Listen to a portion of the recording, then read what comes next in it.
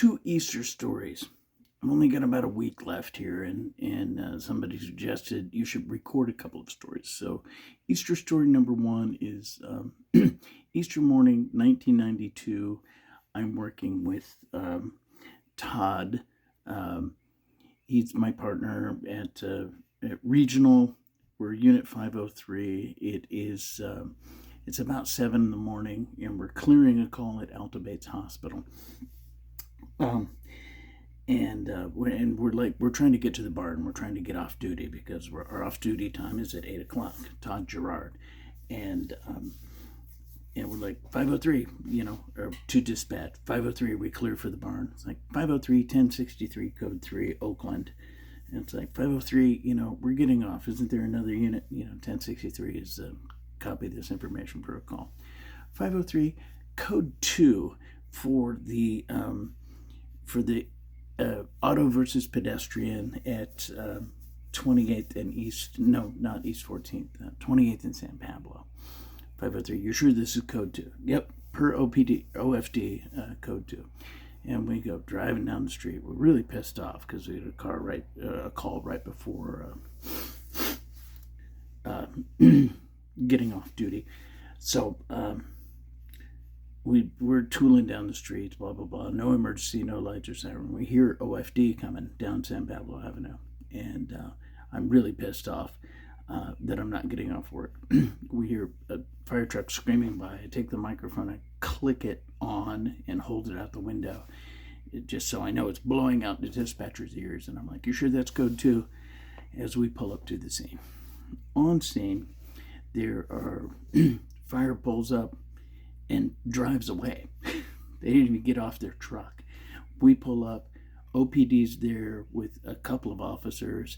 There's a guy on the pavement in a car and a woman standing next to it, and a crowd kind of gathering at 7 in the morning on San Pablo Avenue. And the cops yelling at the guy or whatever, and it kind of clears the other units or whatever, and we come and check the guy out. And being, I'm trying to teach Todd, like he's not new, but we got to go through the whole drill with this guy. And we put him on the backboard. We C-spine him, put him on the backboard. We're taping him on. He's tearing the tape off. He's very drunk. He's tearing the tape off and trying to get off and this, that, and the other thing. It goes on, and he's not going to let us transport, but he's in no condition to sign anything like that. And I walk over to the lady who was driving the car, and I said, ma'am, how are you doing? What's going on here? And she tells me the whole story. She says, that's my husband. And I was like, oh, shit. So you hit him with the car? She's like, no. He jumped. We've been fighting all night. And I got my shit and left, and he jumped on the hood of the car, and I kept trying to get out of here, and I brought the car to a stop, and he fell off, and he's been claiming that I hit him, yada yada. I was like, oh, okay, yada yada. So we get over to I go over, he's up, he's not doing anything, and the LPD's like, I'll handle it from here. And as we're cleaning up to ostensibly get off duty and putting the backboard on the cot back together, I'm like, watch out for this guy, Todd. Watch out. And Todd's like, what, is something going on? I'm like, yep. And the cop's talking to him and doing all this stuff, and he's kind of behind us. And as the cop says, I can hear the whole conversation, but the cop says, you're under arrest. The guy's like, I don't think so. Cop turns him around to handcuff him. The guy spins around, grabs the cop, and throws the cop up against the car. I'm like, oh, fuck. So I run over, not even thinking at all. I run over behind the guy, and I grab him all the way around. He's a big guy, and I just pick him up. He's airborne, and I spin him around and blast him into the window of the cop car. Now, the old way I used to tell this, I used to embellish it and said, put his head through the window of the car. I didn't. I put him up against the car. And then Todd and the cop grab him and wrestle him to the ground and handcuff him, blah, blah, blah. Now, almost end of story, but, in a different age and dimension, the cop would have shot him 15 times or whatever, So case closed, right? 5:03. Hey, we're clearing scene. Are we clear for the barn to go home? 5:03, 10:60. The dispatch is 5:03, 10:63. Code 3. It's like, God fucking damn it. And we're like, we're supposed to get up for it. It was like, we've got no other units available. It's in Oakland, 1063, code 3.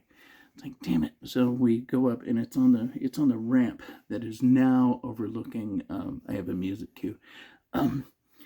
It's on the ramp that now drives over, Shell Mound and IKEA and all that stuff. It was before any of that stuff. Well, not before Shell Mound, obviously. We're in our covered wagons going across, arriving at San Francisco Bay. Anywho,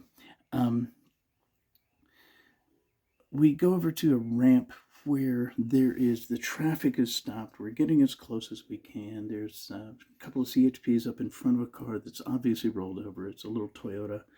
And there's a body and a white sheet and a big blood clot just going all the way across, down to the curb, whatever you want to call it. And there's, one pair of tracks that have driven through that. And whether it was just somebody who couldn't bother to wait or one of the CHPs, I don't know. But this is not a good morning for that guy. And we get out of the rig, and and he looks DOA, but we have to check. And mariachi music is blasting out of the Toyota, like.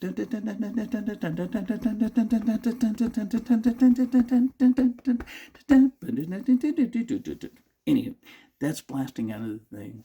The blood's there, the body's there, and I look over at this is the victim's Toyota. The mariachi music is coming over. And I look over at one of those bumper stickers, and it said. Yesterday is a memory, tomorrow is a dream, today is just a bitch. And I'm like, oh my God.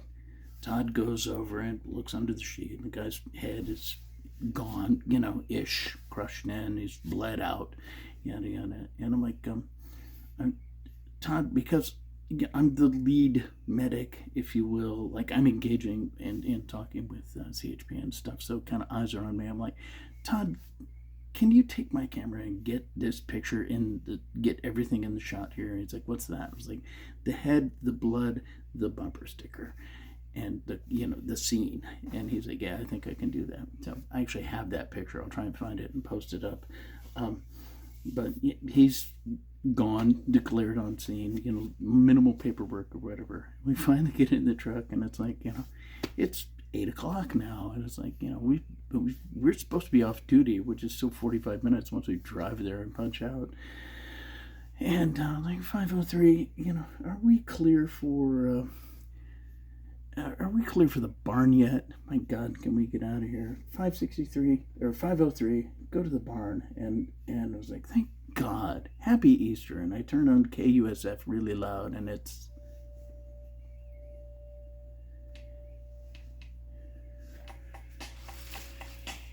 I don't know if you can hear that or not, but I turned it on, and the Pixies, Bird Dream of the Olympus Mons comes on. It was just like, there you go. Happy Easter, buddy. And the other story is 2 years ago, 92, 34 years later, Easter morning, I drive down to, I'm living at Tally House. No. I'm living at home in Spring Green, and it's Sunday morning, and I'm going to go down to, okay, thank you, Black Francis. I jump in the truck to go down to an AA meeting in person in Madison, and I go in the meeting. It's a nice meeting, Easter morning. Everybody's, how do you do? And I leave the meeting. I don't go to call, hang out, chat in the parking lot or whatever. And then I go by Festival to check on the kids, which is our Soup Side Did It Again little quart packages, all starry-eyed, in all ducks in a row at Festival Foods. And I get some chips. I want some chips to drive home with, and maybe a little salsa, but I get some different chips. And they're sourdough, spicy, chips. And I jump in Amiga, my truck, and a little white van, and I'm eating chips in front before I pull out. I'm like, something's wrong here. I put a couple in my mouth and I'm chewing and swallowing. I'm like, something is definitely wrong.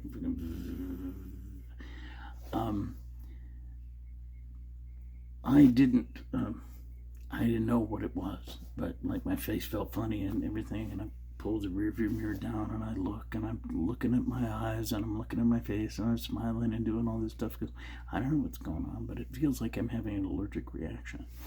And I use my hands and do all this, do little micro tests of myself and yada yada, and I put the truck in gear and I drive out of Madison and I drive down.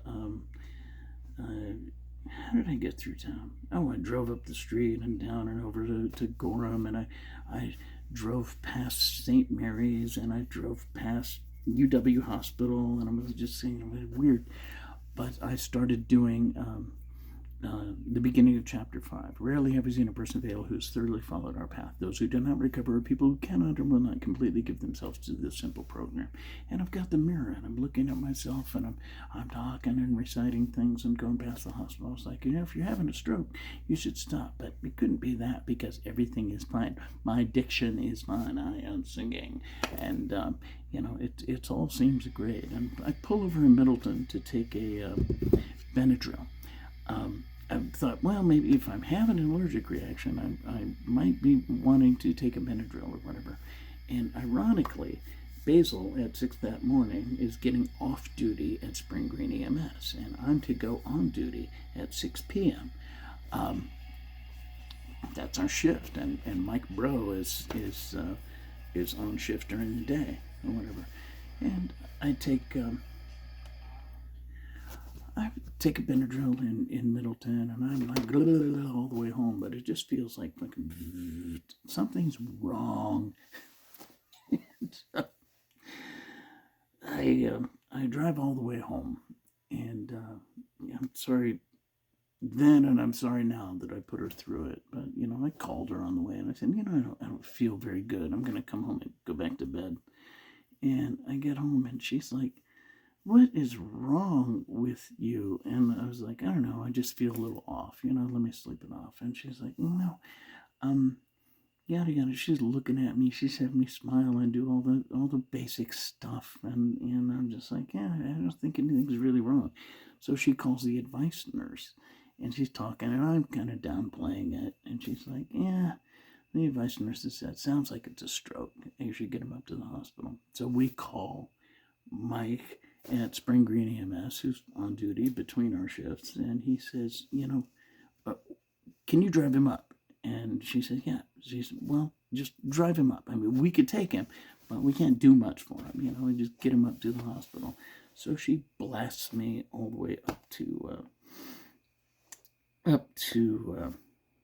Dodgeville. And, we're heading up there, and it's Easter morning. Yay, Christ, and chocolate and eggs and all the things. And I'm just playing it down. And she takes me into the ER, and they're like, yep, you're having a stroke or whatever. And we get in there, and all of the nurses have ears, bunny ears, and little happy, and it's exactly like my acid trip with Earl Dinsdale giving blood many years ago in the early 80s.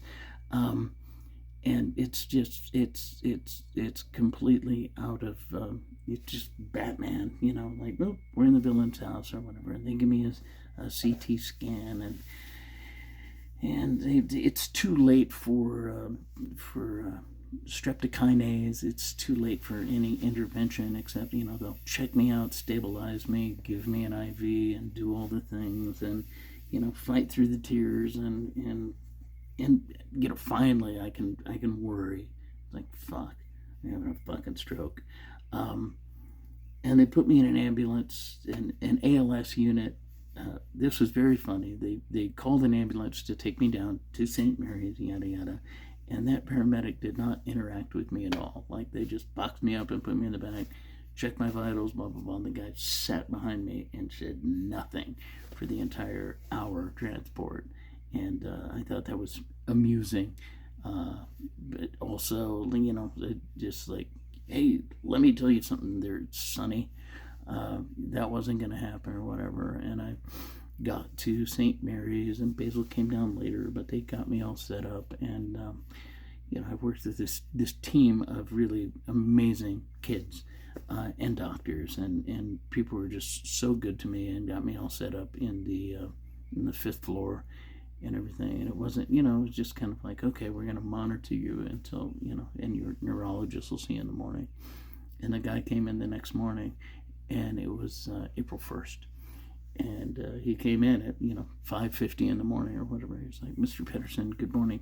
You've had a stroke." And I was like, "Doc, this is the best April Fool's joke ever." And he's like, "Well, I'd agree with you, but you've had a stroke." And it was just kind of like the reality sinking in and sinking like sand percolating down. It's like, I'm fucked, huh? He's like, you're not too bad.